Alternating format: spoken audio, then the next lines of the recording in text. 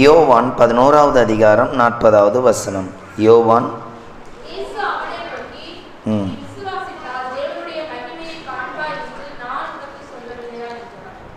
தலைகளை தாழ்த்தி செபிக்கலாம். ஸ்தோத்திரிக்கிறோம் பிதாவே, உம்முடைய கிருபை இரக்கங்கள் எங்கள் மத்தியில் வெளிப்படட்டும். கர்த்தாவே, இந்த வார்த்தையின்படி எங்களோடு பேசும் உம்முடைய வாக்குத்தத்தங்கள் ஆண்டவரே எங்களுக்கு வல்லமையாய் கிருபையாய் வெளிப்பட எங்கள் ஒவ்வொருவரையும் ஒப்புக் கொடுக்கிறோம். கர்த்தர் கிருபையும் இரக்கங்களையும் அதிகமாய் வெளிப்படுத்தணும். கர்த்தர் பேசும்படி, கர்த்தர் இடைவிடும்படி ஒப்புக் கொடுக்கிறோம். ராஜாவுடைய கிருபை வல்லமை வெளிப்படட்டும். இயேசுவின் நாமத்தில் பிதாவே, ஆமேன். ஆண்டவர் இன்றைக்கு நமக்கு கொடுத்திருக்கிற வார்த்தை, இயேசு அவளை நோக்கி, நீ விசுவாசித்தால் தேவனுடைய மகிமை என்ன பண்ணுவாய்? காண்பாய். விசுவாசித்தால் நீ என்ன பண்ணுவாய்? மகிமையை காண்ப. நம்ம வாழ்க்கையில் நிறைய வேலைகளில் நாம் சில காரியங்களை எதிர்பார்ப்போம், சில நன்மைகள் நடக்க நம்ம எதிர்பார்ப்போம். எல்லாத்துலேயும் இயேசு என்ன பண்ணுவார்? அற்புதங்களை செய்வார். எல்லாத்துலேயும் இயேசு என்ன பண்ணுவார்? அற்புதங்களை செய்வார். அதனால தான் ஆண்டவர் சொல்லியிருக்கிறார், நீ நம்பும் பொழுது, நீ என்கிட்ட எதிர்பார்க்கும் பொழுது நான் உனக்கு என்ன பண்ணுவேன்? அந்த அற்புதங்களை உனக்கு என்ன பண்ணுவேன்? செய்வேன். இன்றைக்கி முதலாவது நம்ம தெரிந்து கொள்ள போகிற இந்த வாக்குத்தத்தத்தின் மகிமை, தேவனுடைய மகிமை என்ன பண்ணுவ? காண்ப. தேவனுடைய மகிமை என்று பைபிளில் சில இடங்களில் போட்டிருக்கு, சில இடங்களில் மகிமை வெளிப்பட்டது. அவருடைய மகிமை அப்படின்னு இந்த இடத்துல என்ன சொல்லியிருக்குன்னா, அந்த மகிமை தருவேன், இல்லை அந்த மகிமையை வெளிப்படுத்துவேன். அந்த மகிமை வெளிப்படும் பொழுது அங்கே என்ன நடக்குதுன்னா, மரித்து 4 நாள் ஆன நபர் என்ன பண்ணுறாரு?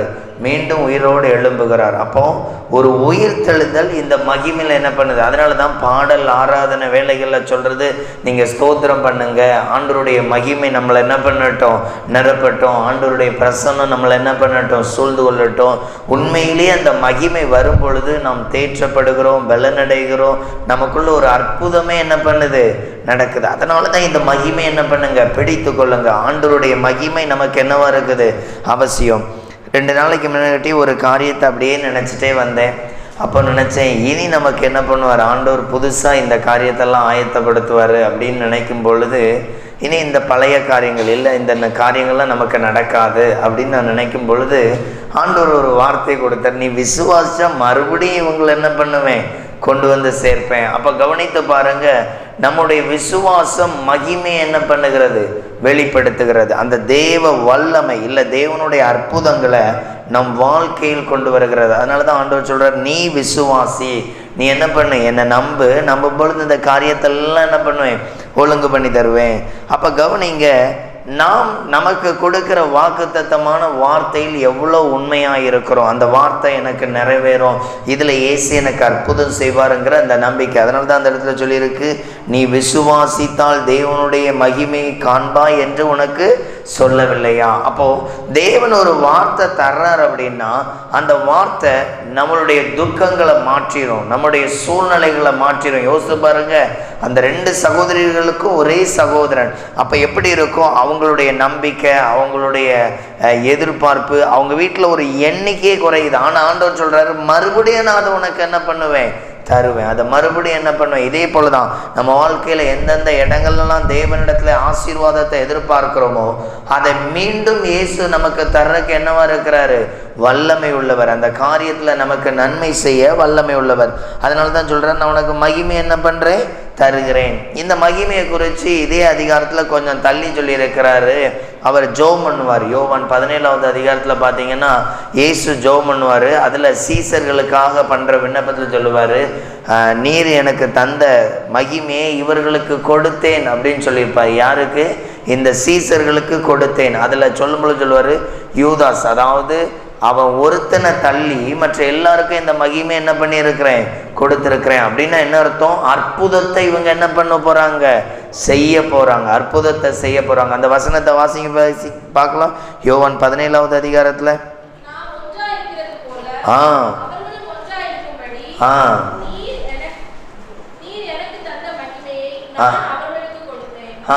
அப்போ இயேசு இந்த இடத்துல மகிமை வச்சிருக்கிறாரு, அந்த அற்புதம் செய்கிற வல்லமையை வச்சிருக்கிறாரு.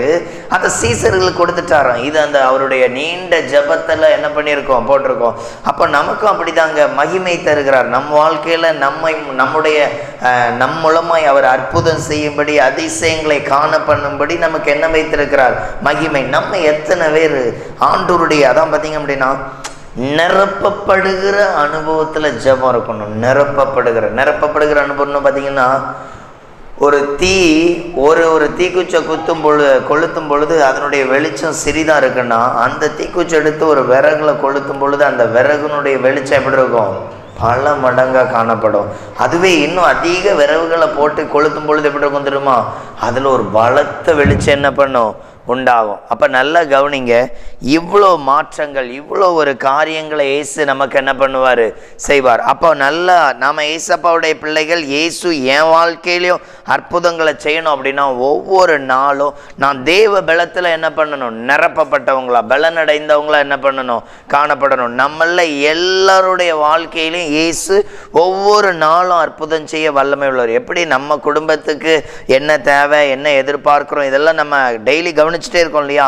இதே போல இயேசுவுக்கு என்ன இருக்கும்? நாம் அவருடைய பிள்ளைகள், அவருக்கும் இப்படி தோணும், என் பிள்ளைகளுக்கு என்ன செய்யணும், இன்னைக்கு காலையில் என்ன ஜெபம் பண்ணுறாங்க, என்ன தேடுறாங்க, இப்படியெல்லாம் கேட்டு என்ன பண்ணுவார்? கவனிப்பார். நாம் ஜெபமே பண்ணலைன்னா என்ன வர்றதில்லை? நன்மைகள் வர்றதில்லை. கேட்டால் சொல்கிறோம், என் பிரச்சனை எனக்கு சோர்வை கொண்டு வந்துருச்சு. இல்லைங்க, அந்த பிரச்சனை வரும்பொழுது இயேசுகிட்ட போகலை. அந்த பிரச்சனை வரும்பொழுது எங்கே போகலை? இயேசுகிட்ட. எந்த நபர் பிரச்சனை வரும்பொழுது இயேசுகிட்ட போகிறானோ அவன் விடுவிக்கப்படுகிறான். சிலர் பார்த்தீங்கன்னா ஆரம்ப நாட்கள்ல இருந்தே நல்லா ஜெபம் பண்ணுவாங்க. அவங்க வாழ்க்கையில் என்ன இருக்கும் அப்படின்னா, பிரச்சனை வரும் முன்பாகவே அவர்கள் ஜெயம் பெற்றுருவாங்க. பிரச்சனை வரும் முன்பாகவே என்ன பண்ணிடுவாங்க? அப்போ பிரச்சனை வரும் முன்பாக ஜெபம் பண்ணுற ஒரு செயல் நமக்கு மிக மிக என்னவா இருக்குது? அவசியமா இருக்குது. நம்ம வாழ்க்கையில நிறைய இடங்கள்ல, நிறைய காரியங்கள்ல ஜெபத்துல தளர்ந்து போறோம், ஜெபத்துல உடங்கி போகிறோம். அந்த ஜெபத்துல முடக்கப்படும் பொழுதுதான் அற்புதம் என்ன பண்றதில்ல? நடக்கிறதில்ல. ஆள ஆரம்பிச்சிடறோம், போராட்டத்தை சமாளிக்க முடியலன்னு என்ன பண்ண ஆரம்பிச்சிடும்? பயப்பட ஆரம்பிச்சிடும். அப்போ ஆண்டவர் சொல்ற ஒரு வார்த்தை என்னது? நான் மகிமை உனக்கு தர்றேன் அப்படின்னா, இந்த மகிமை எப்பொழுது? எங்கெல்லாம் நல்லா ரொம்ப நேரம் துதிச்சு ஆண்டவருடைய நாமத்தை மகிமைப்படுத்தி அப்படி ஸ்தோத்திரம் பண்ணும் பொழுது அந்த இடத்துல ஒரு பிரசன்னத்தை பார்க்கிறோம். அந்த இடத்துல ஒரு விடுதலை உண்டாகக்கூடிய ஒரு சூழ்நிலை பார்க்கிறோம். இப்படி சூழ்நிலை உண்டாகும் பொழுதே ஆண்டவர் இன்னைக்கு நன்மைகளை செஞ்சிருவாருன்னு நம்பிக்கை என்ன பண்ணுது? வருது. அப்போ நீண்ட நேரம் ஜபந்தான் ஒரு பலனை கொடுக்குது. நீண்ட நேரம் தெய்வ சமூகத்தில் இருக்கிறது தான் நமக்கு என்ன பண்ணுது? நம்பிக்கை உண்டாக்குது. அப்போ நீ விசுவாசித்தால் தெய்வ மகிமை காண்பாய் என்றால், நீ நிறைய நேரம் இயேசுகிட்ட இருந்தாலே உனக்குள்ள என்ன நடக்கும்? அற்புதங்கள். அப்போ நல்லா கவனிங்க, வசனம் இல்லாத அற்புதம் நடக்குமான்னா நடக்காது. வசனம் இல்லாத அற்புதம் நடக்கவே செய்யாது. வசனத்தின்படி வாழ்ந்து அதை பின்பற்றும் பொழுதுதான் அற்புதங்கள் என்ன பண்ணும்? காணப்படும். அப்போ நம்மள எல்லாரும் கவனிங்க, எவ்வளோ வேலைகள்ல வசனத்தின்படி வாழ்கிற வாழ்க்கையை கவனிக்கிறோம் அப்படின்னா, நம்ம ஜெபம் பண்ணுறோம், இயேசுவை தேடுறோம், பிரச்சனை வரும்பொழுது ஜெபம் பண்ணுறோம். உண்மையில் நன்மை அது ஆசீர்வாதம் தான். அப்போ அது மட்டும் என்ன இல்லை? ஆசீர்வாதம் இல்லை. நம்முடைய வாழ்க்கையில் ஜெபம் எப்படி இருக்கணும்னா, வசனத்தின்படி வாழ்ந்து ஜெபம் இருக்கணும். வசனத்தின்படி வாழ்ந்து ஜெபம். வசனத்தின்படி வாழ்ந்து ஜெபங்கிறது என்ன தெரியுமா? யாருக்கிட்டையாவது நான் பேசலை, ஒரு ஒப்புரவாகலை, ஐக்கியம் கொள்ளலைன்னா அவங்களோடெல்லாம் ஐக்கியம் காட்டிட்டு பண்ணுற ஜெபத்துக்கு என்ன இருக்கு? மகிமை இருக்கு. ஐக்கியமே காட்டாம நானும் கர்த்தருடைய பிள்ளைன்னு மணி கொருக்கில் மன்றாடினால் அற்புதத்தை என்ன பண்ண முடியாது? பார்க்க முடியாது. நான் சொல்ற புரியுதா? நான் மணிக்கொருக்கில் நான் ஜெபம் பண்றேன், இயேசுவை தேடுறேன்னு சொல்றேன். நீங்க வசனத்தின்படி வாழாம பண்ற ஒரு ஜெபத்துல என்ன வராது? மாற்றம் வராது. அதனாலதான் வசனத்தின்படி வாழ்ந்து என்ன பண்ணணும். அதனாலதான் சிலர் ஆண்டவர் சொல்றாரு, உங்கள் உதடுகள் என்னை கனம் பண்ணுது, ஸ்தோத்திரம் பண்ணுது, ஆனா உங்க இருதயம் எனக்கு எப்படி இருக்குது? தூரமா இருக்கு. அப்படின்னா என்ன அர்த்தம்? அதென்ன? உதடுகள் ஸ்தோத்திரம் பண்ணுது, இருதயம் தூரமா இருக்குன்னா, இருதயத்துல தேவனுடைய வார்த்தைக்கு இடம் கொடுக்காம நாம் மணிக்கொருக்கில் மன்றாடினாலும் என்ன வராது? மாற்றம் வராது. உங்கள எத்தனை பேர் அவங்களுடைய ஜெப வாழ்க்கையில இயேசுவை நம்புறீங்க, இன்னொரு காரியத்தையும் நம்புறீங்க? அப்படி நம்பினா அற்புதம் நடக்குமா? நம்மள யாருக்காவது அப்படிப்பட்ட ஒரு எண்ணம் இருக்குதா? என்ன இல்லவே இல்லை. இல்லைங்கிறவங்க ஒரு அல்லையிலேயே சொல்லுங்க பார்க்கலாம். நிறைய பேர் கையை தூக்கல. எனக்கு இயேசு மட்டும்தான் நான் ரொம்ப அதிகமாக என்ன பண்ணுறேன்? நம்புகிறேன், அவர் என்னை ஆசீர்வதிப்பார்னு விசுவாசித்து நான் செயல்படுறேன். அவங்க ஒரு அல்லையிலேயே சொல்லுங்க. இப்போ எல்லாருக்கும் இயேசுக்கு மேலே நம்பிக்கை இருக்குது, அப்படி தானே? நல்ல கவனிங்க, நம்ம டைமிங், நேரம், பைபிள் வாசிக்கிற இந்த சமயம் நான் அதிகமாக ஆண்டவர் மேலே நம்பிக்கையாக இருக்கிறதுனால கொடுக்குறேன். அவங்க ஒரு அல்லையிலையா சொல்லுங்கள். இவ்வளோ நேரம் ஃபயராக வந்து அல்லையிலையா என்ன பண்ணிருச்சு, உள்ளே போயிருச்சு. அப்படின்னா காரணம் என்ன? நம்மக்கிட்ட நிறைய வேலைகளில் என்ன காணப்படுது அப்படின்னா, நிறைய நேரம் பைபிள் வாசிக்கிறதும் குறைபடுகிறது. புரியுது உங்களுக்கு? உண்மையிலே கவலை வரும்பொழுது அழுறோம், மன்றாடுறோம், புரண்டுறோம். ஆனால் பைபிள் வாசிப்பு இல்லை. பைபிள் வசனத்தின்படி வாழ்றதுக்கு நம்ம உண்மையிலே ஒரு வசனத்தின்படி மனம் திரும்பும் பொழுது உண்டாகிற ஒரு சந்தோஷம் இருக்கு இல்லையா, அது ஒரு பெரிய பிளஸ்ஸிங், ஒரு பெரிய பிளஸ்ஸிங். இப்போ நான் கோபமே படக்கூடாது. பைபிள் வசனம் சொல்லுது கோபப்படாதீங்க அப்படின்னு. இந்த கோபப்படக்கூடாதுங்கிற இந்த காரியத்தில் சிலர் உங்களை திட்டுறாங்க. ஏதோ ஒரு காரியம் நீங்கள் தப்பே பண்ணலை, அப்படி உங்களை வேடிக்கையாக பரியாசம் பண்ணுறாங்க. சிலர் பேசுவாக்கில் ஒரு கிண்டல் பண்ணிடுவாங்க, நம்மளை அப்படியே ஒரே அடியாக அடித்து கழுதள்ளிடுவாங்க. அந்த இடத்துலையும் நீங்கள் சிரிச்சுக்கிட்டே போகிறீங்க தெரியுமா, அது பிளஸ்ஸிங். அல்லேலூயா. இங்கே தான் வசனத்தை என்ன பண்ணுறோம், கை கொள்கிறோம். அவங்க உங்களை பேச்சுவாக்கில் ஒரு காரியத்தில் உங்களை கீழே தள்ளினாங்கன்னா அதுலேயும் நீங்கள் எப்படி போகணுமா, சிரிச்சுக்கிட்டே போகணும். அங்கே மாம்சத்தையோ அங்கே எரிச்சலையோ கொண்டு வராமல் இருக்கிறீங்கன்னா வசனத்துக்குள்ளே என்ன பண்ணுறீங்க. சிலவங்க சொல்லுவாங்க, நான் சும்மாவாக இருந்தேன், 4 கேள்வி கேட்டுட்டு தான் என்ன பண்ணேன் வந்தேன். அதெல்லாம் எல்லாருக்கும் முன்னால் அப்படி பேசுறது, என் பிள்ளை பேசுனா விடுவேனா அப்படின்னு நீங்கள் பேசுனீங்கன்னா நீங்கள் என்ன பண்ணலைன்னு அர்த்தம். அந்த வசனத்தின்படி பொறுமை இல்லை. அந்த வசனத்தின்படி கர்த்தருடைய சமூகத்தில் என் பிரச்சனையை என்ன பண்ணலை, கொண்டு போகல. இப்போ நான் அப்படி தாங்க எல்லா பிரச்சனையிலையும் எங்கேயுமே ஏன் என்னன்னு கூட கேள்வி கேட்க மாட்டேன். ஆண்டவர்கிட்ட ஒப்பு கொடுத்து அப்படியே போயிட்டுருக்கேன். அவங்க ஒரு அல்லேலூயா சொல்லுங்க. அல்லேலூயா, அல்லேலூயா. அப்போ புரியுதா உங்களுக்கு? நம்ம நிறைய இடத்துல இன்னும் என்ன பண்ணுறோம், ஒத்து போகலை. என்ன பண்ணலை, ஒத்து போகலை. ஏன் ஒத்து போகலை? அவங்க பேசுகிற வார்த்தை எனக்கு என்ன உண்டாக்குது, டென்ஷன், கோவம் உண்டாக்குது. நானும் என்ன பண்ணுறேன், பதிலுக்கு கொடுத்துட்டு தான் என்ன பண்ணேன். அப்போது உண்மையிலே ஆண்டவர் சொல்கிறாரு, நீ என்ன பண்ணாத, ஒருத்தன் உன்னை சபிக்கும் பொழுதும் உன்னை ஒருத்தன் திட்டும் பொழுதும் என்ன பண்ணு, அவனை பிளஸ் பண்ணிட்டு அமைதியாக கடந்து வா. அதுதான் என்னது, அன்பு. இயேசுவை ஏற்றுக்கொண்ட ஒரு அன்பை என்ன பண்ணுறீங்க, வெளிப்படுத்துறீங்க. உண்மையிலே அப்படி வர்ற கூட நம்ம ஜெபம் பண்ணணும். எப்படி வரங்களுக்கு நம்ம ஜெபம் பண்ணுறோமோ, நிறைய நேரம் ஜெபம் பண்ணணும், நல்ல பைபிள் வாசிக்கணும். ஆண்டவரே என் வாழ்க்கையில் இன்னும் வல்லமையான வரங்களை தாங்க, அந்நிய பாஷையை தாங்க, இப்படி ஜெபம் பண்ணுறது போல நல்ல அன்பை தாங்க, நல்ல பொறுமையை தாங்க. யாராவது திட்டினா கூட அப்படியே சிரிச்சுக்கிட்டே போகிற ஒரு இதயத்தை என்ன பண்ணுங்க, தாங்க. யாராவது என்னை கிண்டல் பண்ணி கேவலமாக பேசினா கூட எப்படி தான் இருக்கணும், சிரிச்சுக்கிட்டே போனோம். ஆண்டவரே அப்படிப்பட்ட இருதயத்தை தாங்கன்னு எத்தனை பேர் ஜெபம் பண்ணுறீங்க? அவங்க ஒரு அல்லேலூயா சொல்லுங்க. எல்லாரும் என்ன பண்ணுறிய, அப்படி தான் ஜெபம் பண்ணிகிட்டு இருக்கிறிய. எல்லாரும் அப்படி தான் என்ன பண்ணுறிய, ஜெபம் பண்ணிகிட்டு இருக்கிறிய. இதுக்காக நான் உபவாசம் போட்டேன், ஆண்டவரே கோவமே வரக்கூடாதுன்னு. அவங்க ஒரு அல்லேலூயா சொல்லுங்க. ஆசீர்வாதத்துக்கு எத்தனை பேர் உபவாசம் போட்டிருக்கோம்? ஒரு தேவை, ஒரு பிரச்சனை, ஒரு உபவாச கூட்டத்தில் சில பேர் கலந்து கொள்ளும் பொழுதே இந்த காரியம் நிறைவேறணும்னு சொல்லியே என்ன பண்ணியிருக்கிறாங்க. இந்த வாட்டி நால்மாவடி கூட்டத்துக்கு போகிறதுக்கு ஒருவர் ஒரு காரியத்தை என்கிட்ட பேசினார். அப்போ நான் சொன்னேன், நான் அன்றைக்கி வெளியே மீட்டிங் ஒர்க் எடுத்திருக்கிறேன், ஒரு உபவாச கூட்டம், அதனால் அடுத்த வாரம் ஒரு மீட்டிங் எடுத்திருக்கிறேன், அதனால் எனக்கு அதில் உதவி செய்ய முடியாது, அப்போ எனக்கு வாய்ப்பு இல்லை அப்படின்னு. அப்போ என்ன விஷயம், அதுக்கு ஒரு நாளைக்கு முன்னாடி போனா சொல்லு, நானும் சேர்ந்து வாரேன், நம்ம இது பண்ணலாம். இல்லை, எனக்கு என் ஒய்ஃப் போன வருஷம் போகும்பொழுது சொன்னாலும் அடுத்த வருஷம் இதே டைமில் வருவேன், எனக்கு இன்னொரு குழந்தை தரணும் அப்படின்னு. ஆல்ரெடி ஒரு குழந்தை இருக்குது, இப்போ ஆண்டவர் எங்களுக்கு இன்னொரு குழந்தை கொடுத்துட்டாரு, நாங்கள் என்ன பண்ணுறோம், போகிறோம். எத்தனை பேர் இப்படியே ஜெபம் பண்ணுறவங்க, ஆண்டவரே நான் அன்பாக நடக்கணும், எல்லார்ட்டையும் தாழ்மையாக இருக்கணும், எல்லார்ட்டையும் அன்பு காட்டணும், எல்லார்ட்டையும் இரக்கமாக இருக்கணும், ஆண்டவரே நான் நிறைய ஆத்துமாக்களுக்கு உங்களை குத்தி சொல்லணும், இதுக்கெல்லாம் உபவாசம் பண்ணுறோம். அவங்க ஒரு இல்லையே சொல்லுங்க. நம்ம உபவாசம் கூட பல வேளைகளில் சுயநலமாக தான் இருக்கும். நம்ம உபவாசம் கூட எப்படி தான் இருக்கும், சுயநலம். நான் நல்லா இருக்கும்படியாக கர்த்தர் என்னை ஆசீர்வதிப்பீராக, இந்த பண நெருக்கடி மாறுவதற்கு என்னை ஆசீர்வதிப்பீராக. தவறல்ல, நம்முடைய ஆசீர்வாதம், நம்முடைய தேவைகள், நாம நல்லா இருக்கிறது நல்லதே. ஆகிலும் நாம் எல்லா சூழ்நிலையிலும் ஜெயம் எடுக்கிற ஒரு கிருபை பெறுகிறது தான் ஆண்டவர் என் கூட இருக்கிறார். ஒரு ஆள் உங்கள் பிள்ளைய ஏதோ தப்பு பண்ணிட்டு, தப்பே பண்ணலை, அவங்க பையன் தப்பு பண்ணா, ஆனால் அவங்க பையன் சொல்கிறான், இல்லைப்பா இவன் தான்ப்பா இப்படி வார்த்தை பேசிட்டான் அப்படின்ன உடனே அவங்க உங்கள் பிள்ளைய குற்றஞ்சாட்டுறாங்க. பட் உங்கள் பையன் பேசலைன்னு வைங்களேன், நீங்கள் விட்டு பார்ப்பீல? ஒரு பரதநாட்டியமே ஆடிட மாட்டிய. அடிடுவோமா அடிட மாட்டோமா? என் பையன் தப்பு பண்ணாமல் என்ன பண்ணிட்டிய? குற்றப்படுத்திட்டு. என் பையன் அதான் அவன் சொல்கிறான்ல, என் பையன் பேசலன்னு, நீங்கள் எப்படி இப்படி பேசலாம் கேட்போம்ல.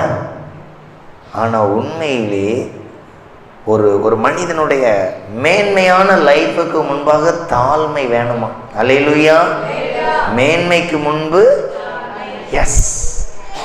நம்ம ஒருவேளை எங்கேயாவது உயர்த்தப்படலை, இன்னும் ஆசீர்வதிக்கப்படலைன்னா நீங்கள் உங்ககிட்ட பாருங்கள், உங்கள்கிட்ட தாழ்மை இல்லை. அல்லேலூயா. எங்கேயாவது ஆசீர்வதிக்கப்படலைன்னு ஒரு ஃபீல் வருது அப்படின்னா உங்ககிட்ட என்ன இல்லைன்னு நீங்கள் பாருங்க, தாழ்மை இல்லை. ஆண்டவரே சொல்கிறாரு, மேன்மைக்கு முன்பு தாழ்மை. எஸ். உண்மையுள்ள மனிதன் பரிபூர்ண ஆசீர்வாதங்களை என்ன பண்ணுவான்? அப்போ ஆசீர்வாதத்தை கூட நாம் பெறலை அப்படின்னா என்கிட்ட என்ன காணப்படலைன்னா உண்மை காணப்படலை. ஆனால் நம்ம எப்படி சொல்லுவோம்? நான் உண்மையாக தான் இருக்கிறேன். அப்போ உண்மையாக இருந்தால் அந்த வார்த்தை நிறைவேறி இருக்கணும்ல. அப்போ நிறைவேறாத காரியங்கள். அதனால தான் சிலருடைய வாழ்க்கையில் ஜெபம் பண்ணுறீங்களா? ஜெபம் பண்ணுறோம் பிரதர், 1 மணி நேரம் ஜெபம் பண்ணுறோம், 2 மணி நேரம் ஜெபம் பண்ணுறோம். இல்லைங்க, இங்கே சொல்லப்பட்டது போல மகிமையை காணும் வரையிலும் ஜெபம் இருக்கணும். எப்படி இருக்கணும்? மகிமையை காணும் வரையிலும். அப்படின்னா அந்த அற்புதத்தை பெறும் வரையில் என்ன பண்ணணும்? ஜெபம் இருக்கணும். தாவீது ஒரு நல்ல ஜெப வீரர், நல்ல பாட்டு பாடுவார், துதிப்பார். அவர் அந்த குழந்தை வியாதிப்பட்டு கர்த்தர் அடித்தார்னு சொல்லும் பொழுது அது சாகும் வரையிலும் ஜெபம் பண்ணியிருப்பார். அதாவது அது கிடைக்குமாங்கிற ஒரு எதிர்பார்ப்பு, அது செத்துட்டு நபர் தான் நிறுத்துவார். புரியுதா உங்களுக்கு? அந்த ஜெபம் எவ்வளோ நீண்ட நேரம் அப்படி கருத்தாக இருந்திருக்கு. எலியா 3 வருடம் 6 மாதம் என்ன பண்ணாராம்? ஜெபம் பண்ணார். வேத வல்லுநர் சொல்கிறாங்க, இயேசு 3.5 வருடம் ஊழியம் செய்தார். எலியாவுடைய ஜெபம் மட்டும் 3.5 வருடம் இருந்திருக்கு. அல்லேலூயா. எப்படி இருந்திருக்கு அந்த ஜெபம்? நீண்ட ஒரு காரியம். அவர் வானத்தை அடைக்கும்படி கர்த்தருடைய சித்தத்தின்படி ஜெபம்னார், அடைக்கப்பட்டாயிற்று. அடுத்தது மழை வர்றதுக்கு கொஞ்ச நேரம் தான் ஜெபம். மழை வர்றதுக்கு கொஞ்ச நேரம் ஜெபம். ஜெபம் பண்ண உடனே மழை என்ன பண்ணிருச்சு? அப்போ எலியாவுடைய ஜெபம் எந்த அளவுக்கு இருக்கு அப்படின்னா அந்த 3.5 வருடம் நீண்ட காலம் ஒரு ஜெபம். நம்ம வாழ்க்கையிலலாம் இந்த வாரம் ஆசீர்வாதத்துக்கு ஜெபம் பண்ணுவோம், ஆசீர்வாதம் எதிர்பார்த்தது நடக்கலைன்னு சொல்லுவோம். இவ்வளோ ஜெபம் பண்ணிட்டேன்க்கா, ஒரு நன்மையும் நடக்கலை, எனக்கு இனி வேற என்ன வழி தெரியுன்னே தெரில, அதனால தான்க்கா ரொம்ப சோர்ந்துட்டேன். 3.5 வருடம் ஜெபம் பண்ணவர் சோர்ந்தார்னு சொல்லப்படவே இல்லை. 3.5 வருடம் ஜெபம் பண்ணவர் என்ன பண்ணப்படலை? சோர்ந்து போகல. எப்படி இருக்கும் அந்த ஜெபம்? அப்படி நீண்ட ஒரு பிரயாணம். இன்னைக்கு நம்ம வாழ்க்கையில் அப்படி தாங்க ஜெபம். அப்படியெல்லாம் அந்த மகிமையை காண்ற வரைக்கும் என்ன இருக்கணும்? ஜெபம் இருக்கணும். அப்படி பண்ணுற ஜெபம் ஒரு அசைவை கொண்டு வரும், மாற்றத்தை கொண்டு வரும். நான் மறுபடியும் சொல்கிறேன், நம்ம வாழ்க்கையில் நன்மை உண்டாகணும் அப்படின்னா எதெல்லாம் எதிர்பார்க்குறீங்களோ ஜெபம் பண்ணுங்க, கட்டாயம் ஆண்டவர் தருவார். அல்லேலூயா. எதெல்லாம், ஒருவேளை அது உண்மையிலேயே உங்கள் ஆசீர்வாதமாக இருக்கலாம், நல்ல முன்னேற்றமாக இருக்கலாம். உடனே நான் கேட்ட உடனே ஆண்டவர் ஆசீர்வாதத்துக்கு ஜெபம் பண்ண உடனே நாளைக்கே ஒரு 50 லட்ச ரூபா தந்து ஒரு 2 காரு ஒரு பெரிய வீடெல்லாம் போட்டு தர மாட்டார். முதல்ல அந்த ஜெபம் என்ன மாற்றும்? என்ன பண்ணும்? மாற்றும். என்ன பரிசுத்தம் உள்ளவனை மாற்றும், தாழ்மை உள்ளவனை. அதான் நான் இந்த வாரம் நான் தொடர்ந்து ஜெபம் பண்ணேன்னா அடுத்த வாரம் பக்கத்து வீட்டில் இருக்கவங்களாம் என்ன திட்டுவாங்க, அடுத்த வாரம் என்ன பண்ணுவாங்க, பக்கத்தில் இருக்கவங்களாம் திட்டுவாங்க. நான் கோவப்பட்டுட்டேன் அப்படின்னா ஆண்டவர் பார்ப்பார், நீ இன்னும் மனம் திரும்பாமல் என்ன இருக்கிற, அந்த ஆள் மனசுக்குள்ளே இருக்கிற அந்த ஜென்ம சுபம் டமால்னு வெளியே வந்துருச்சு. அதனால கொஞ்சம் வெயிட் பண்ணுவார். மறுபடியும் அப்படியே வச்சிருப்பார். மறுபடியும் ஜெபம் பண்ணி அடுத்த வாரமும் மறுபடியும் அதே போல் ஒரு பஞ்சாயத்து எழுப்பி திட்டுறாங்க. இப்போ கர்த்தருடைய மேலே பாரம் வச்சு வச்சுட்டீங்க. ஓகே, கோவத்தை என்ன பண்ணிட்டான் இவன், ஜெபம் பண்ணி ஜெயிச்சிட்டான். அடுத்தது இனி அடுத்த காரியத்துக்கு என்ன பண்ணுவார்? ரொம்ப இக்கட்டான நிலைமையில கொண்டு விடுவார், வழியே தெரியாது, அப்படிப்பட்ட சூழ்நிலை விடுவார்.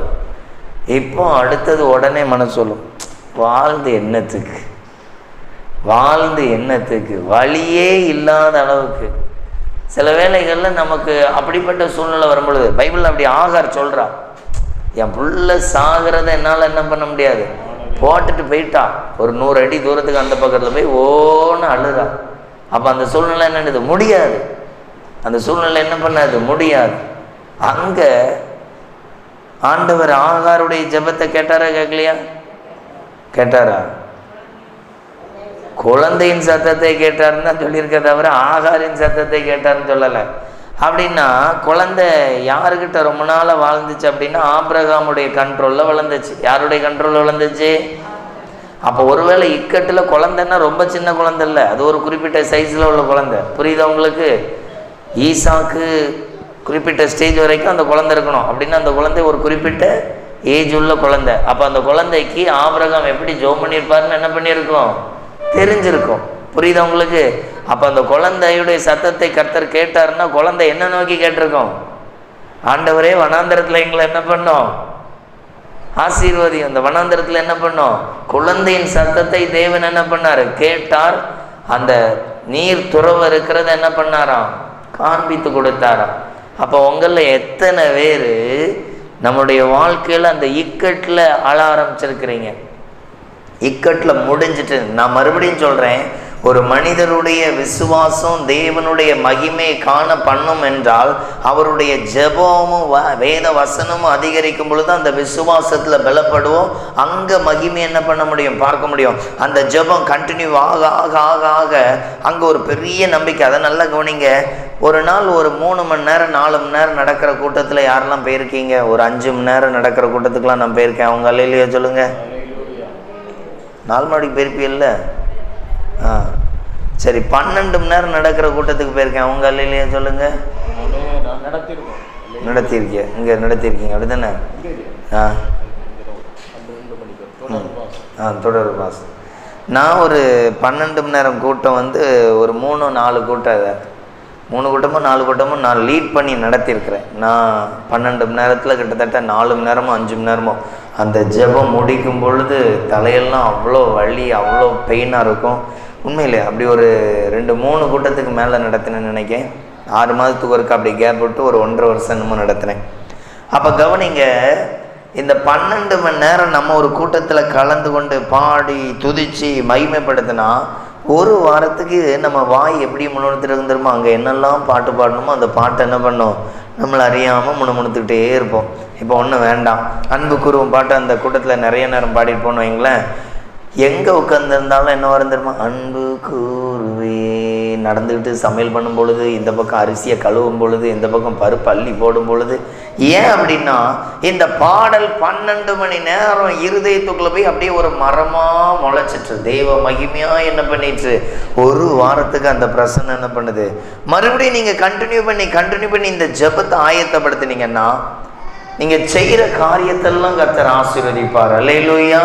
ஏன்னா அந்த இருதயம் முழுவதும் என்ன ஆயிட்டு? அதே பிரசன்னம். இப்போ சரியாக ஜெபம் பண்ணலை, சர்ச்சைக்கு போகலை, நம்முடைய நேரத்தை வேற எதுக்கோ செலவு பண்ணிகிட்டு இருக்கோம்னா உலக காரியம் எல்லாம் இருதயத்தில் வந்துடும். டக்குன்னு கோபம் வரும், டக்குன்னு எரிச்சல் வரும், சத்தம் போட்டு சண்டை போடுவோம். எப்படி சண்டை போடுவிய? எத்தனை பேர் வீட்டுக்கார் பேசும் பொழுது பக்கத்தில் தான் இருப்பார், ஏதோ பக்கத்து நாட்டில் இருக்கிற மாதிரி சத்தம் போட்டு பேசியிருக்கிய? நான் சொல்கிற கேட்குதா? அப்படி பேசாதவங்க ஒரு அல்லையிலேயே சொல்லுங்க. இப்போ தான் அன்புக்கு அடையாளம் மாதிரி அல்லேலூயா ஆண்டவர் எங்களோடு இருக்காராக நீ சத்தம் போட்டு பேசாதீங்கன்னா அதை நான் சொன்னேன். வீட்டுக்காரு பக்கத்தில் தான் இருப்பார், எப்படி பேசுவோம்? சும்மா சொன்ன ஒரு பொருள் வாங்காமல் எல்லாம் வந்துக்கிட்டு இங்கே வந்துட்டு தாய் தக்கன்னு என்ன பண்ண வேண்டியது? சண்டை போட வேண்டியது.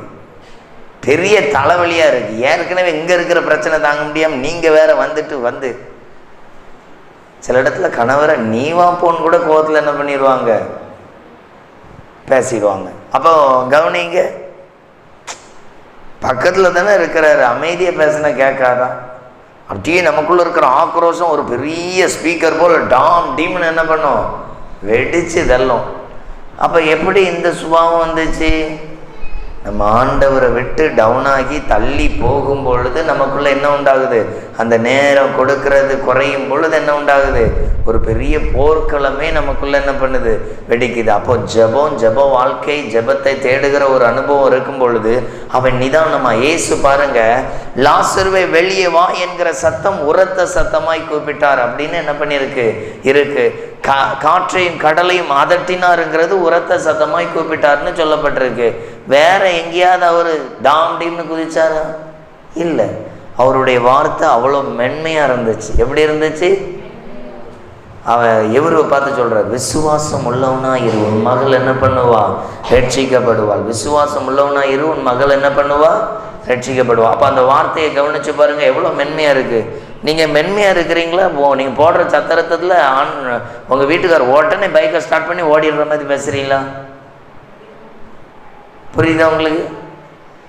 புரிஞ்சிச்சா? மென்மையான பேச்சுன்றதுக்கு நம்ம கடிக்கிற கடி அவ்வளோ பயங்கரமாக இருக்கும். அப்போது வார்த்தைகள், அந்த அந்த தேவ பிரசன்னத்தை இழக்காத வார்த்தைகள். நீங்கள் சண்டை போட்டால் அன்னைக்கு சரியாக ஜெபம் பண்ண முடியாது. நீங்கள் பயங்கரமான டென்ஷனில் ஏறினீங்கன்னா அன்னைக்கு ஆண்டவருடைய பிரசன்னத்தை என்ன பண்ண முடியாது. அப்போ அன்பு காட்டணும், தாழ்மையாக இருக்கணும், தேவ மகிமை. அப்போ ஒரு மனிதன் ஜெபம் பண்ணும் பொழுது வெறும் வரங்களின் ஆசீர்வாதத்துக்காய் மாத்திரம் கேட்காதீங்க. நல்ல கேரக்டர், நல்ல குணங்கள், நல்ல பேச்சுகள், தாழ்மை, பொறுமை, இதெல்லாம் என்ன பண்ணுங்க, ஜெபம் பண்ணுங்க.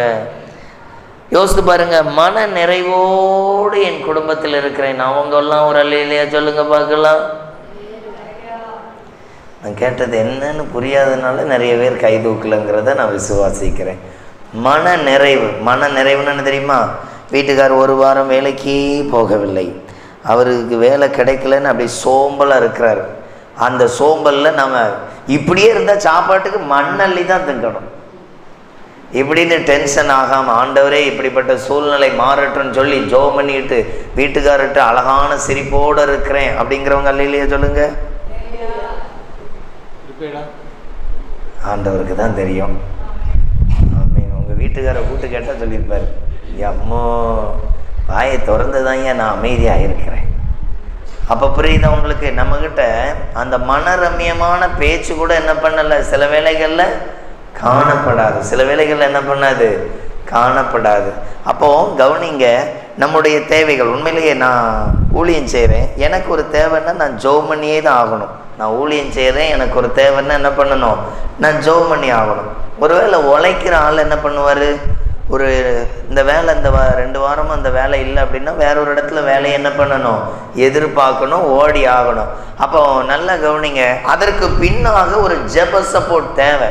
ஒரு இடத்துல ஒரு வாரம் கண்டினியூவாக கடினமான வேலைகளில் இந்த சரீரம் ஒத்துழைக்கணும்னா அதுக்கு என்ன தேவை, ஜெப சப்போர்ட் தேவை. ஜெபமே பண்ணாமல் எதையும் நம்ம ஆசீர்வாதம் என்ன பண்ண முடியாது, சுதந்திரிக்க முடியாது. சிலர் நினைப்பாங்க நல்ல வேலை கிடைச்சிட்டா போதும். இல்லைங்க, அந்த நல்ல வேலையில் நான் நிலைத்து நிற்க எனக்கு என்ன தேவை இருக்குது, ஜெபம் தேவை இருக்கு. அப்பா எனக்கு நல்ல ட்ரெஸ்ஸு வாங்கி தர்றார், நல்ல ட்ரெஸ்ஸு வாங்கி தந்ததுக்காய் மட்டும் நன்றி செலுத்தாதீங்க.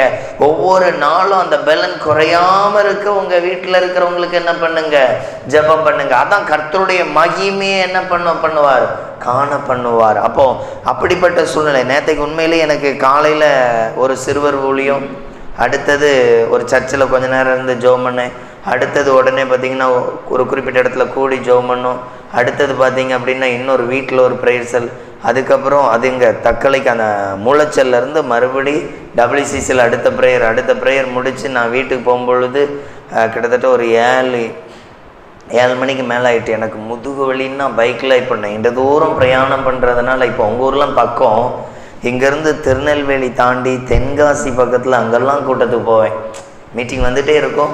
இன்னைக்கு நைட்டு எனக்கு ஒரு மீட்டிங் இருக்குது, காலையில் கேரளாவில் மீட்டிங் இருக்குது. அப்போ நான் என்ன பண்ணணும், இனி அடுத்த மீட்டிங்க்கு புத்தளம் பக்கத்தில் போனோம், அங்கே நைட்டு முடிச்சுட்டு விடிய காலம் எழுந்திரிச்சு மறுபடியும் குளிச்சு புறப்பட்டுட்டு உரம்பு உச்சகடை பக்கத்தில் அடுத்த ஒரு மீட்டிங், அங்கே ஒரு கிருபாசன சர்ச்சில். அப்போ அடுத்தது அங்கே போனோம், அங்கேருந்து மறுபடியும் ரிட்டர்ன் வந்து மறுபடியும் 3:30க்கெலாம் பறக்கையில் ப்ரேயர் இருக்குது. அப்போ கண்டினியூவாக என்ன கொடுத்துருக்கிறார், ஊழியம் கொடுத்துருக்கிறார். அப்போ எனக்கு நேற்றைக்கு உண்மையில் முதுகு வலின்னா என்னால் பொறுக்கவே முடியாது. அப்படியே தரையில் கொஞ்சம் நேரம் படுத்து ஐயோ இன்னும் நைட்டு 2 மணி வரைக்கும் நான் நிற்கணுமே எப்படி அப்படின்னு சொல்லி என்ன பண்ணேன், மறுபடியும் இது என்ன, அப்புறம் நேர ஒரு ஹோட்டலில் வந்து சாப்பிட்டுட்டு மறுபடியும் என்ன பண்ணேன், வந்தால் வெளியே கொட்டி தீர்த்துச்சு மழை, மணி வேறு 10 மணிக்கு வாரேன்னு சொன்னேன். அந்த ஆலமலையிலேயே என்ன பண்ணேன், வந்தேன். சரி இனி மலையில் உட்காரவும் முடியாது, முழங்கால் போட முடியாது, அப்படியே நல்லா தொப்புன்னு அந்த நினைச்சலோட நைட்டு 2 மணி வரைக்கும் இருக்க பலன் தந்தார். புரியுதா? சரீரம் பலகீனமானது, சரீரம் நிற்க முடியாது தான், ஆனால் அந்த சரீரத்துக்கு பலனை யார் தான் தர்றா? அப்போ நம்ம வாழ்க்கையில் நம்மக்கிட்ட எதை பெறணுன்னாலும் அந்த ஒரு நன்மை நடக்குனாலே ஆண்டவர்கிட்ட என்ன பண்ணி ஆகணும். உண்மையில் எனக்கு அவ்வளோ முதுகு வலின்னா என்னால் பொறுக்கவே முடியாது. ஒரு 7:30 கீழேருந்தே என் வீட்டில் அந்த பக்கம் படுத்து இந்த பக்கம் படுத்து அப்படி படுத்து கட்டில் படுத்து கீழே படுத்து உருண்டு உருண்டு உருண்டு உருண்டு அப்படி பரப்பிட்டு மறுபடியும். அப்போது நமக்கு ஒரு நல்ல பலனை இயேசு தர்றார். அதாவது இயேசு வெறும் பணங்களோ சூழ்நிலைகளோ மாத்திரம் இல்லை, சின்ன சின்ன காரியத்துக்கும் இயேசு என்ன பண்ணுவார்? பலன் தருவார். அதே போல் எடுத்து அடுத்த வாக்குத்தத்தத்தை வாசிங்க. பிலிப்பியர் 4:13 ஒரு வாக்குத்தத்தம் இருக்குது, வாசிங்க. பிலிப்பியர் 4:13.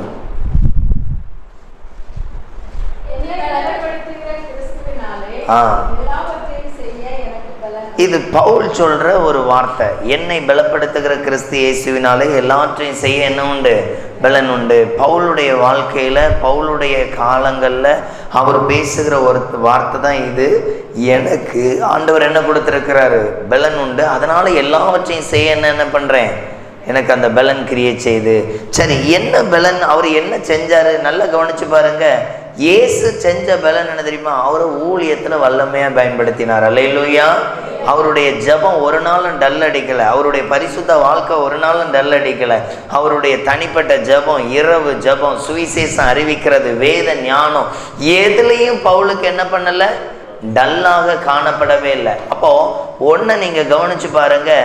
கிறிஸ்து உங்களுக்கு தர்ற பலன் உங்கள் ஸ்பிரிச்சுவல் வாழ்க்கையை இன்னும் என்ன பண்ணும்? கட்டி மேன்மைக்கு நேராக என்ன பண்ணும்? கொண்டு போகும். நிறைய பேர் சொல்கிறீங்க தெரியுமா, இங்கே நல்லா ஜெபம் பண்ணிடுறேன், வீட்டில் ஜெபத்தில் நிற்கவே முடியல, போராட்டம். அப்படின்னா நீங்கள் கிறிஸ்துவிடத்திலிருந்து பலன் பெறணும். யார்கிட்ட இருந்து பலன் பெறணும்? கிறிஸ்துவிடத்திலிருந்து, இயேசுவிடத்திலிருந்து. இயேசு ஒரு பலன் தந்தா அது அவ்வளோ வல்லமையாக இருக்கும். அந்த பலன் நம்மளை பல காரியத்தில் என்ன பண்ணும்? ஜெயம் எடுக்க வைக்கும். அப்போ பலத்துக்காக ஜெபம் பண்ணணும். இயேசுவே எனக்கு என்ன பண்ணுங்க? பலன் தாங்க. இயேசுவே எனக்கு என்ன பண்ணுங்க?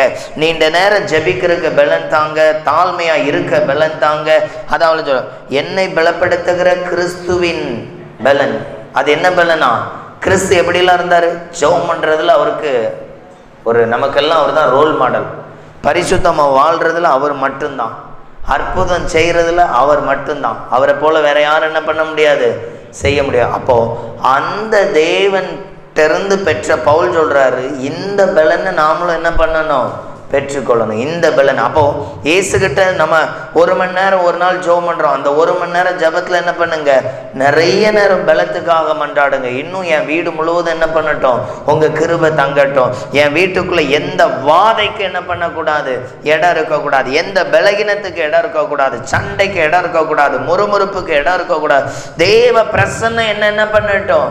மூடிக்கொள்ளட்டும், பலப்படுத்தட்டும். அப்போ கவனிங்க, இந்த பலன் நமக்கு கிடைத்துமானால், இந்த பலன் நமக்கு மாற்றத்தை கொண்டு வருமானால், அந்த பலனினால் நாம் இன்னும் நிறைய நன்மைகளை என்ன பண்ண முடியும்? செய்ய முடியும். அதனால தான் பவுல் சொல்றாரு, அவர் ஒரு வாக்குத்தத்தமாக கொடுத்துருக்காரு, என்னை பலப்படுத்துகிற. வெறும் வியாதியில மட்டும் தூக்கி நிறுத்துற வாழ்க்கை இல்லைங்க. இயேசுவின் பலன் நம்மில் வெளிப்படும் பொழுது நம்ம இயேசுக்காக வாழ்ற வாழ்க்கையில ஒரு நாள் என்ன பண்ண மாட்டோம்? டல்லாகவே மாட்டோம். அப்படிப்பட்ட வாழ்க்கையை நமக்கு என்ன பண்ணுவாரு? அதனால இதுல வந்திருக்கிற உங்க ஒவ்வொருவரையும் நீங்க கவனித்து கொள்ளுங்க. இயேசுகிட்ட இப்படியெல்லாம் பலன் கேளுங்க. என்ன பண்ணுங்க? நல்லா ஜெபிக்க. அந்த என் வீட்டுக்குள்ள எப்போதும் என்ன பண்ணட்டும்? அந்த பிரச்சனை இருந்துகிட்டே இருக்கட்டும். என் வீட்டில் இங்க ஒரு ஊழியக்காரன், நான் முதல் தடவை வரும்பொழுது நானும் இன்னொரு ஊழியக்காரன் வந்தோம். அவர் பார்த்தீங்க அப்படின்னா என் வீட்டில் தங்கியிருந்தார். அப்போ ராபின்சன் என் வீட்டில் என்ன பண்ணார்? தங்கியிருந்தார். அவர் ரொம்ப நாள் தங்கியிருந்தார். அப்புறம் அவர், என் ஒய்ஃபு குழந்தை பிறந்து வந்த பிறகு அவர் என்ன பண்ணிட்டாரு? அவர் அவங்க அக்கா வீடு அங்கே போயிட்டாங்க. அப்போ அந்த பிரதர் போயிட்டு போன பிறகு எங்கள் ஒய்ஃபுக்கு அம்மா அது சொல்லிச்சு, அந்த ஊழியக்கார் வந்த பிறகு தான் இந்த வீட்டில் ஒரு பெரிய வெளிச்சம் இருக்குது. அல்லேலூயா. அந்த ஊழியக்கார் வந்த பிறகு தான் இந்த வீட்டில் என்ன இருக்குது? ஒரு பெரிய வெளிச்சம் இருக்குது. அதை நான் அக்செப்ட் பண்ணுறேன். ஏன்னா 4 மணிக்கெல்லாம் எஞ்சி பைபிள் படிப்பார். எத்தனை மணிக்கு எஞ்சி பைபிள் படிப்பார்? முழங்கால்லையே கிட்டத்தட்ட 1.5 மணி நேரம் பைபிள் வாசிப்பார். எப்படி வாசிப்பார்? முழங்கால்லையே. அவருடைய எப்போ எனி டைம் பார்த்தீங்கன்னா வீட்டுக்கு வரும்பொழுதே ஒரு ஃபோனில் ஒரு மெசேஜ் ஓடிக்கிட்டே இருக்கும். அவர் உட்காந்து பேசினாலும் பைபிள் வாசித்தாலும் அதை போட்டு அப்படியே ஒரு மெசேஜ் ஓட விட்டுக்கிட்டே இருப்பார். அந்த அளவுக்கு அந்த வேத வசனங்கள், ஜெபம், அந்த பிரசன்னத்தை விட்டு வெளியே போகவே மாட்டார். அவருக்கு திடீர்னு டாக்டர் செக் பண்ணிட்டு உங்களுக்கு கேன்சர் அப்படின்ட்டாங்க. என்னன்னு சொல்லிட்டாங்க? கேன்சர் அப்படின்னு. ஸ்டேஜ் கொஞ்சம் ரொம்ப மோசமாக இருக்குது, உடனே நீங்கள் ஆப்ரேஷன் பண்ணி ஆகணும் அப்படின்னு நாக்கில். அப்போது ஒரு பெரிய இக்கட்டு. அவர் 5 வருஷம் ஃபாரினில் இருந்தார். 5 வருஷமும் சம்பாதிச்ச சம்பாத்தியத்தை எதையுமே அவர் தனக்குன்னு சேர்த்தோ எதுக்குமே வைக்கல. சாப்பாடு செலவு போக எல்லா ரூபாயும் நல்லா சம்பாதிப்பார். நான் வைக்கிறேன் ஒரு கணக்கு, இந்திய மதிப்பு ஒரு 40,000 ரூபா ஒரு மாதம் செலவுலாம் போக ஒதுக்குறாருன்னு. இந்த 40,000 ரூபாய் என்ன பண்ணுவார் தெரியுமா? ஒரு 15 ஊழியக்காரங்களுக்கு பிரித்து கொடுத்துக்கிட்டே இருப்பார். அல்லேலூயா. நம்மள யாரெல்லாம் அப்படி செய்வோம்? அவங்க ஒரு அல்லேலூயா சொல்லுங்க. அவ்வளோ பணத்தையும் பிரித்து அப்படியே ஊழியக்காரங்களுக்கு அனுப்பிட்டு இருப்பார். ஒரு முறை எனக்கு ஃபோன் போடுறாரு, டே என்ன பண்ணுறேன்? நல்லா இருக்கேன். நீங்கள் நல்லா இருக்கீங்களா? நல்லா இருக்கேன். சரி, உனக்கு ஏதாவது வட்டி கிட்டி எங்கேயும் கடன் வாங்கியிருக்கியா அப்படின்னாரு. இல்லை ராப், என்ன இன்ன வரைக்கும் ஆண்டவர் அப்படி வைக்கல, நல்லா ஆசீர்வாதமாக நடத்துகிறாரு. ஜோல் கடன் தான் இருக்குது, வேறு வட்டி கடன் இல்லை. அப்படியா? சரி. ஆண்டவர் பேசினார், யாரோ நமக்கு தெரிஞ்ச ஊழியக்காரர். அப்புறம் இன்னொரு ஊழியக்காருக்கு என்ன பண்ணாராம், ஃபோன் போட்டு அப்போ அவர் சொன்னார், ஆமாம் பிரதர், இப்படி ஒரு சிக்கலில் இருக்கிறேன். அவ்வளோ வட்டி கடனே இவர் தீர்த்தாராம். அல்லேலூயா. இவரே அங்கே கூலி வேலை தான் பார்க்குறாரு, வர்ற வருமானத்தை போகிறான். 5 வருஷம் கழித்து நிறைய பேர் அவரை சத்தம் போட்டாங்க, எல்லாம் இப்போ 1 ரூபா கூட சேர்த்து வைக்காமல் இருந்திருக்கிய அப்படின்னு. அவர் சொன்னார், ஒருவேளை நான் வீடை கட்டினேன்னு வைங்களேன், நாளைக்கு இயேசு வருகை வந்துச்சுன்னா என்ன ஆயத்தப்படுவோம்? சரி, இப்போ தான் வீடு கட்டியிருக்கோம், ஒரு மாதமாவது முழுசாக தங்க வேண்டாமா? நம்மள எத்தனை பேருக்கு அப்படிப்பட்ட எண்ணம் இருக்குது? அதாவது என் வாழ்க்கையில் ஒரு காரியத்தை அப்படியெல்லாம் இருக்குது. நிறைய வளர்ச்சிகள் வருமானங்கள் பெருகும் பொழுது சிலர் ஆண்டவரே மறந்துடுறாங்க, ஜெபம் பண்ணுறதை மறந்துடுறாங்க, டைம் கிடைக்கலன்னு சொல்கிறாங்க. ஒன்றும் இல்லாத போது தேடின அநேக நபர் எல்லாம் சம்பூர்ணமாகும் பொழுது கர்த்தரை தேடுவதற்கு அவர்கள் எப்படி இருக்கிறாங்க? குறைபட்டவர்கள். அவருக்கு அந்த வியாதி வந்தோடனே எல்லாருக்கும் ஒரு இது, எப்படி இவ்வளோ பணம் செலவு பண்ணி ஆப்ரேஷன், தெரியும் இல்லையா நமக்கு அந்த ட்ரீட்மெண்ட்டுக்குன்னா எப்படி பணம் செலவு. அவருக்கு அந்த ஆப்ரேஷன் போகிறதுக்கு முன்னாடி நான் கேட்குறேன், அண்ணே பணம் எல்லாம் எப்படி? அதுக்கு அவர் எப்போவுமே பாட்டு பாடுவார், நல்லா திருப்தியாக்கி நடத்திடுவார், தேவைகளை சந்திப்பார், மீதம் எடுக்க வைப்பார், பிறருக்கு கொடுக்க வைப்பார். கர்த்தர் என்னை எல்லா காரியங்களையும் சம்பூர்ணமாய் ஆசீர்வதித்தார். அல்லேலூயா. எனக்கு தெரிஞ்ச நல்ல ஊழியக்காரு. ஒருவேளை நான் இன்னைக்கு இந்த நிலைக்கு இருக்கிறேன்னா எனக்கு அடித்தளம் போட்டு கொடுத்தது அவர். 3 வருடம் ஒன்றா இருந்தோம். ஒரு நாள் நான் டல்லாக இருந்தாலே சத்தம் போடுவார், எங்கே ஒன்றுமே இருக்காது. ஆனால் அவர் சொல்லுவார், ஜோமண்ணாமல் அப்படியே டல்லாக கிடக்கிற பா எஞ்சி போ அப்படின்னு சொல்லி எங்கேயாவது கிடக்கிற எங்கேயோ போய் சேர்ந்து ஜோம் பண்ணும். இப்படி என்னுடைய காரியங்களில் பல இடங்களில் ஆலோசனை கொடுப்பார், இப்படி நடக்கலாம். நல்லா கவுன்சிலிங்கில் சிறந்தவர். அவ்வளோ பெரிய ஞானத்தை அவருக்கு கொடுத்துருக்கிறார்.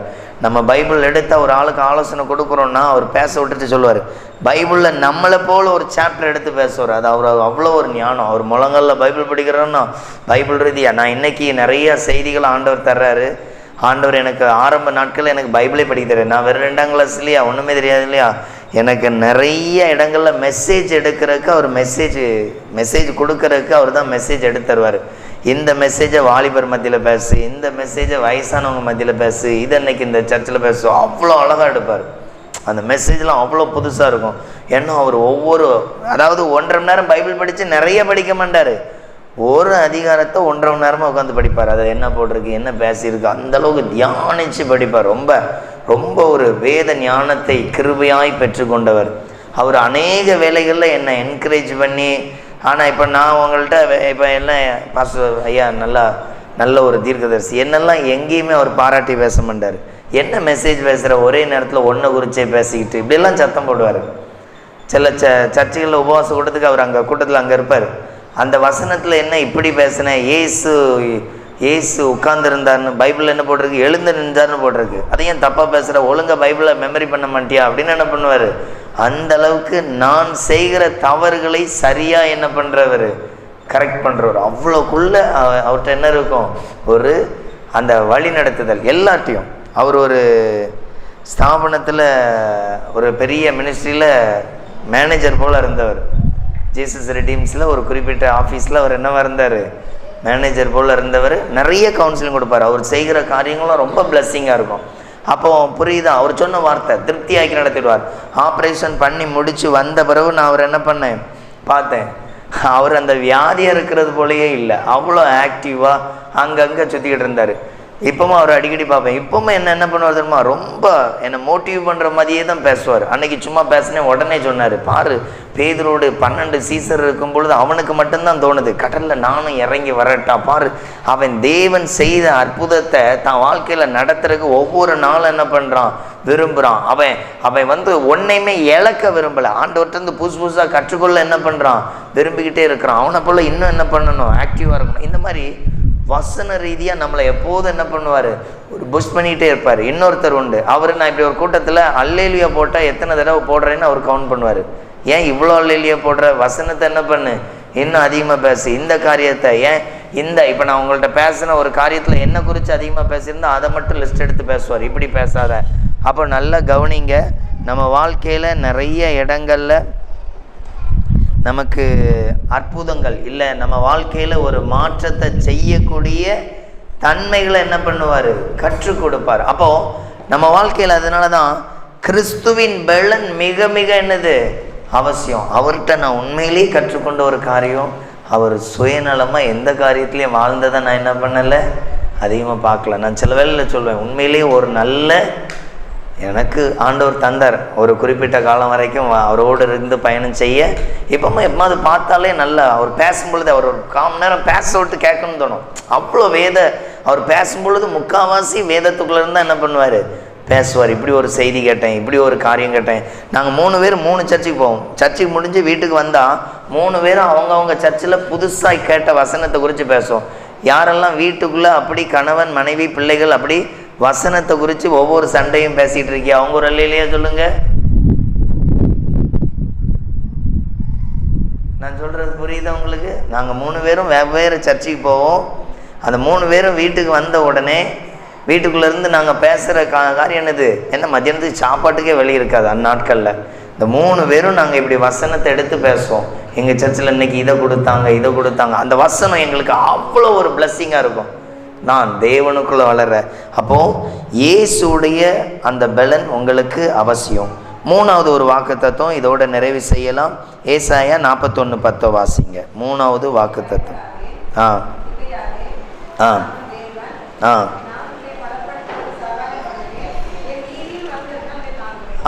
இந்த இடத்துல இயேசு சொல்லுகிற ஒரு வார்த்தை, இயேசு நமக்கு கொடுத்திருக்கிற ஒரு வார்த்தை, நான் உன்னை என்ன பண்ணுவேன், தாங்குவேன். நான் உன்னை என்ன பண்ணுவேன், தாங்குவேன். இயேசு தாங்கிறதுனா என்ன, நல்லா கவனிச்சு பாருங்க.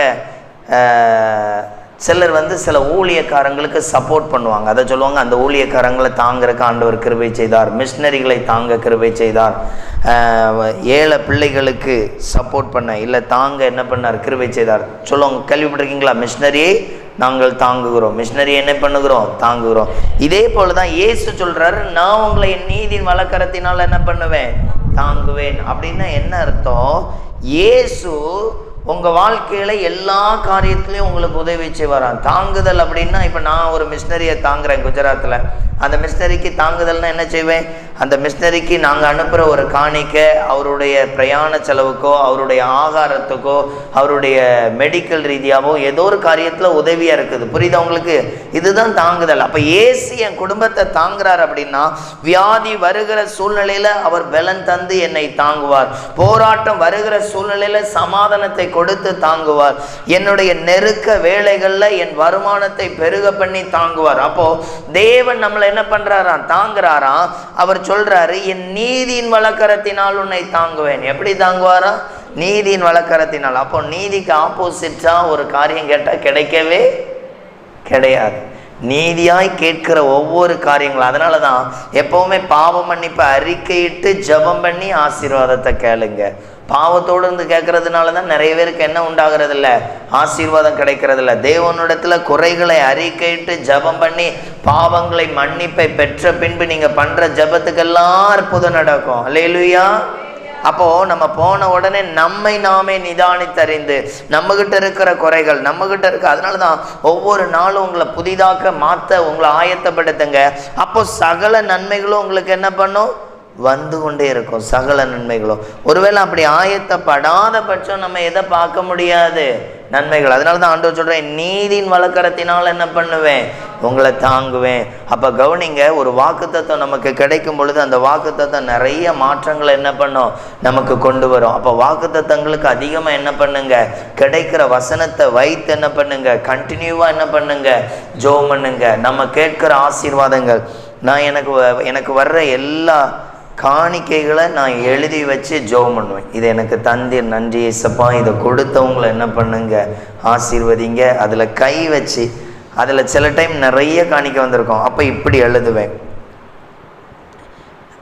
இது தேவனுடைய கிருபை, இது தேவனுடைய கிருபை. என் பலத்தில் இது என்ன பண்ணலை, ஒரு நாள் நடக்கலை. இங்கே சிலர் சாட்சி சொன்னீங்க, இதில் சில மிஸ்டேக்கு, இது உங்களுக்கு ஆலோசனையாக சொல்கிறேன், என்றைக்கும் இதை கவனிச்சிடுங்க. இது மிஸ்டேக், ஒருவேளை உங்களுக்கு தெரியாமல் இருக்கலாம், தெரிஞ்சிடுங்க. நான் ஜெபம் பண்ணேன் ஆண்டவர் மாற்றம் கொடுத்தாருன்னு சொல்லக்கூடாது, நான் நம்பினேன் ஆண்டவர் அற்புதம் செய்தார்னு சொல்லக்கூடாது. சரியா? அவருடைய இரக்கத்தினால் என்னை ஆசீர்வதித்தார். அல்லேலூயா.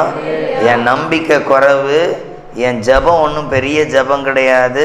எப்போவுமே நான் விசுவாசத்தில் பலமாக இருந்ததுனால இதை சுதந்திரிச்சேன் அப்படின்னா நான் என்கிற பெருமை உள்ளே வரக்கூடாது. அது நம்மளை ஒருவேளை நீங்கள் தெரியாமல் சொல்லியிருக்கலாம். நான் கற்றுக்கொண்டது, என்னுடைய போதகர்கிட்ட கற்றுக்கொண்டது. என் போதகர் நல்லா ஜெபிப்பார், அவர் சொல்லுவார். நான் போகிற சர்ச்சில் கிட்டத்தட்ட 50 மிஷினரிகளுக்கு மேலே தாங்குறாங்க. எங்கள் சர்ச்சில் காணிக்கெடுப்பு எதுவுமே இருக்காது, பட் பாக்ஸ் இருக்கும். நைட்டில் அந்த பாக்ஸில் காணிக்க போடணும்னா பாக்ஸ் நிறைஞ்சு போயிருக்கும். எப்படி இருக்கும், நம்ம குத்தி தள்ள தான் செய்யணும். அப்போது அவர் சொன்ன, எனக்கு சில காரியங்களில் சொன்ன ஆலோசனையில் ஒன்று தான், எங்கேயும் போய் சொல்லாத, நான் பயங்கரமாக ஜெபம் பண்ணாதனால இதெல்லாம் என்ன பண்ணேன், இப்படி பயங்கரமாக ஜெபம் பண்ண அவர் கிருபை பாராட்டினார்.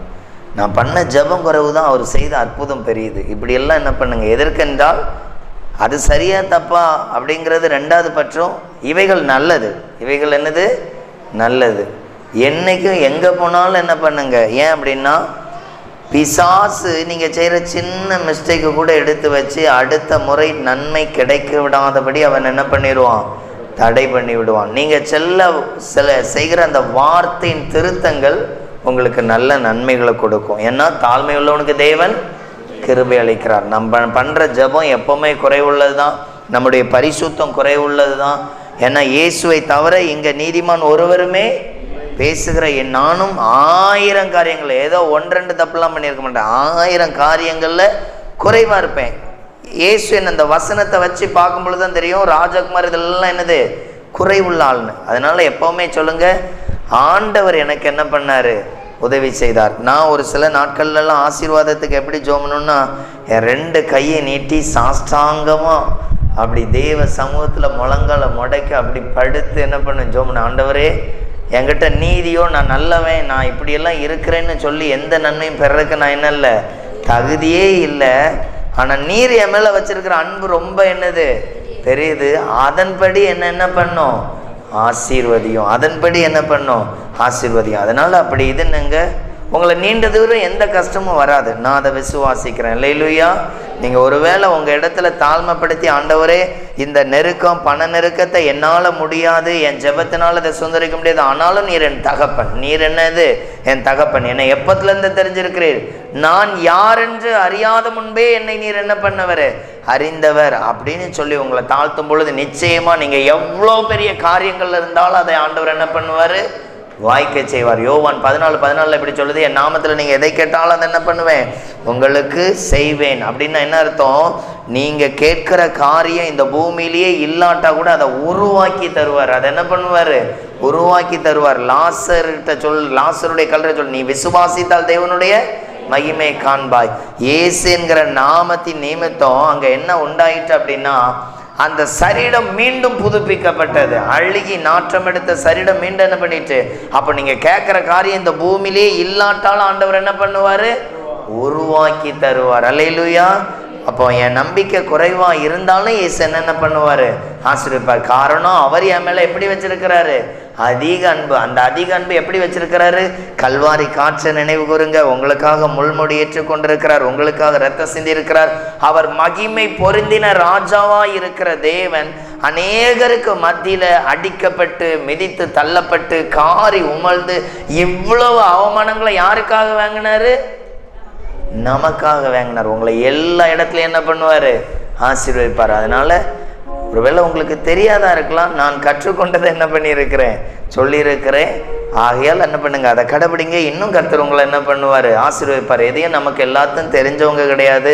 ஒவ்வொரு இடங்களில் போய் தான் என்ன பண்ணுவோம், கற்றுக்கொள்வோம். இதை எனக்கு என் போதகரன் இருக்கிறாரு, உனக்கு நிறைய மீட்டிங்கோ நிறைய கூட்டங்களோ நிறைய அற்புதங்களோ நடக்குன்னு என்ன பண்ணாத, சொல்லாத. ஆண்டவர் என் மேலே வச்ச அன்பில் இது என்ன பண்ணுது, என் ஜபம் குறைவு தான், பரிசுத்தம் குறைவு தான், ஆண்டவர் அன்பாக இருக்கிறதுனால என்ன பண்ணுது, நடக்குது. எழுந்துருங்க, நம்ம ஜெபம் பண்ணுவோம்.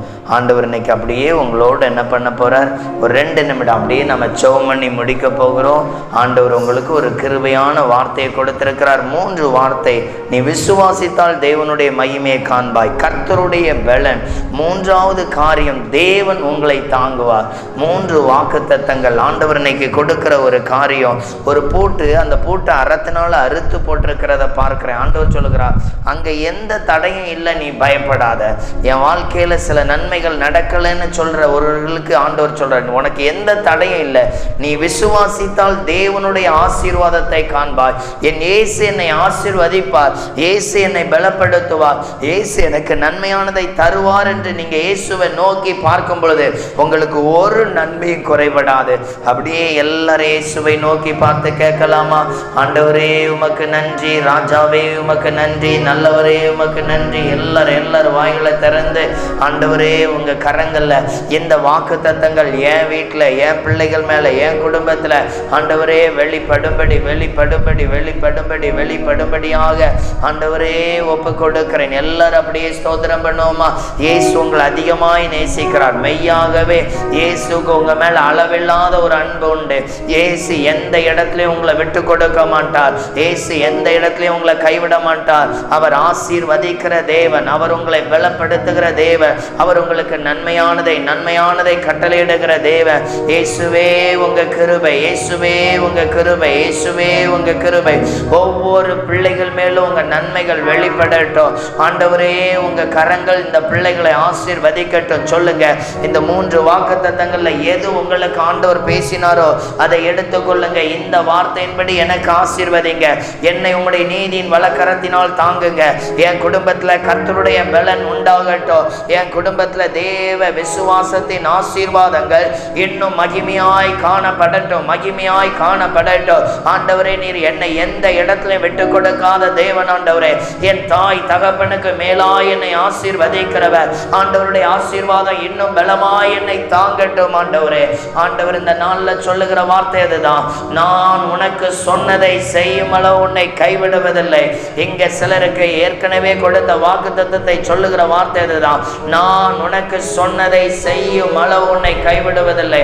எல்லா காரியங்களையும் நான் உன்னை ஆசீர்வதிக்கவே ஆசீர்வதித்து பெருகவே பெருக பண்ணுவேன். என் கிருபை உன்னை விட்டு விலகிறதில்லை என்று ஆண்டவர் சொல்லுகிறார். ஆண்டவருடைய கரங்கள் வெளிப்படட்டும், ஆண்டவருடைய மகிமை வெளிப்படட்டும். அப்படியே வலது கரங்களை உயர்த்தி அப்படியே ஒப்பு கொடுப்போம். ஆண்டவரே, என்னை ஆசீர்வதிக்கிறவர், என் மீது உங்க கிருபை இருக்கட்டும். சிங்காசனத்தில் வச்சிருக்கிற தேவன், ஆண்டவரே, வலது கரங்களை உயர்த்தி ஒப்பு கொடுத்த எல்லா பிள்ளைகளையும் உங்க கரங்களை ஒப்பு கொடுக்கிறேன். இவர்களை எல்லாவற்றிலும் உங்க நன்மையினால, உங்க கிருபையினால ஆசீர்வதிங்க. அப்பத்திற்கும் தண்ணீருக்கும் குறைபட வேண்டாம். ஆண்டவரே, இவர்களுடைய குடும்ப வருமானங்களுக்காக, கணவர் செய்கிற எல்லா வேலைகளுக்காக பணியை கர்த்தர் ஆசீர்வதிப்பீராக. பிள்ளைகளுடைய சுகபலனுக்காக ஜெபிக்கிறேன், படிப்புக்காக ஜெபிக்கிறேன், ஞானத்திற்காக ஜெபிக்கிறேன்.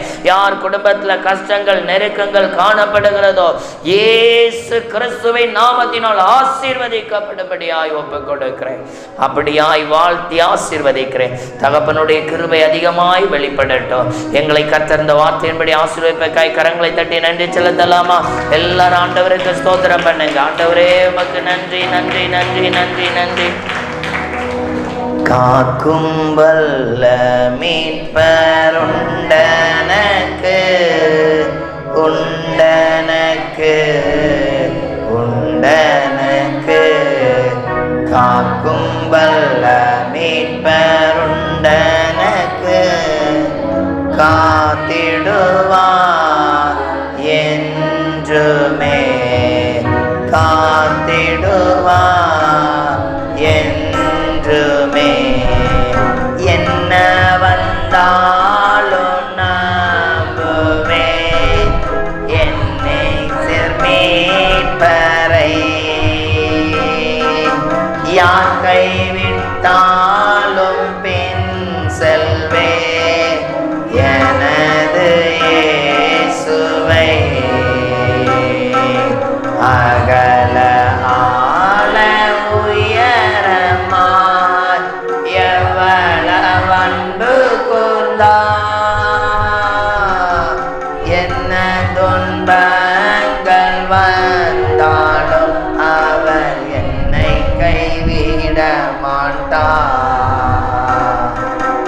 என்ன துன்பங்கள் வந்தாலும் அவர் என்னை கைவிட மாட்டார். காக்கும் வல்ல மீட்பருண்டனக்கு உண்டனக்கு உண்டனக்கு. அப்படி எல்லாரும் சொல்லுங்க. காக்கும் வல்ல மீட்பருண்டனக்கு காத்திடுவார் என்றுமே காத்திடுவார் என்றுமே. ஐயமிருந்ததோ காலத்தில் ஆவி குறைவதாம் மீட்பருதீர். கஞ்சி ஆகாரம் நாங்கள் கொடுக்குறோம் எங்களுக்காக பிள்ளைகளுக்காக. வேற